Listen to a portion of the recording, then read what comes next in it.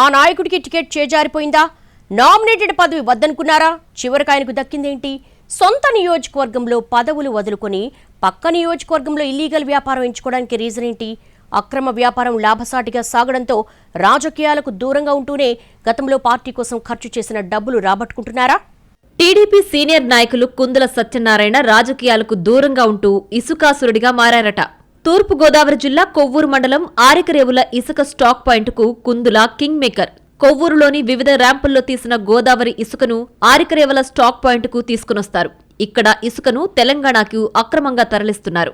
కృష్ణా జిల్లా సరిహద్దులోని తెలంగాణకు అక్రమంగా ఇసుక తరలిస్తున్న 21 లారీలను పోలీసులు పట్టుకున్నారు. వీటిపై కేసులు నమోదు చేసి ఇదంతా ఎక్కడి నుంచి వస్తుందని విచారణ చేపట్టారు. దీంతో ఈ లారీల్లో ఎటువంటి వే బిల్లులు లేకుండా ఇసుక అంతా కొవ్వూరు మండలం ఆరికరేవుల స్టాక్ పాయింట్ నుంచి అక్రమ రవాణా అవుతున్నట్లు గుర్తించారు. ఒక వే బిల్లుపై 5 నుంచి 10 లారీల్లో ఇసుక అక్రమ రవాణా అవుతున్నట్లు కనుగొన్నారు.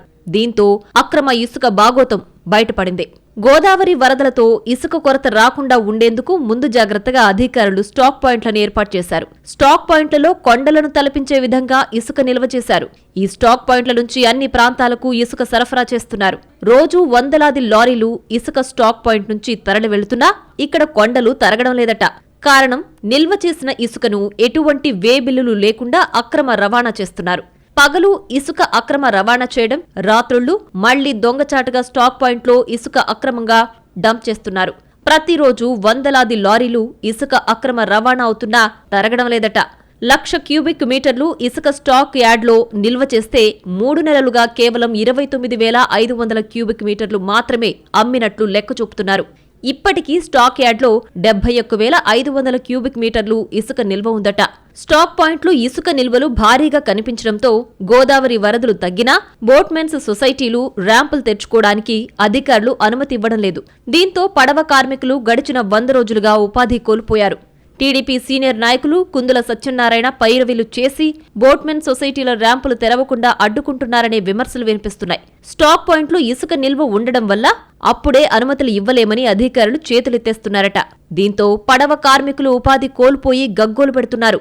దీనంతటికీ కారణం ఇసుక మాఫియా నుంచి అధికారులకు భారీగా ముడుపులు అందడమే కారణమని ఆరోపణలు వినిపిస్తున్నాయి. అధికార లెక్కల ప్రకారం ఈ స్టాక్ పాయింట్లో ఉన్న టన్ను ఇసుక 160 రూపాయలు అమ్మాల్సి ఉండగా 350 రూపాయల వరకు విక్రయిస్తున్నా అధికారులు నోరు మెదపడం లేదట. ఉచిత ఇసుకకు లోదకాలు ఇచ్చి ఈ టీడీపీ నేత జేబులు నింపుకుంటున్నారనే ప్రచారం జోరుగా సాగుతోంది.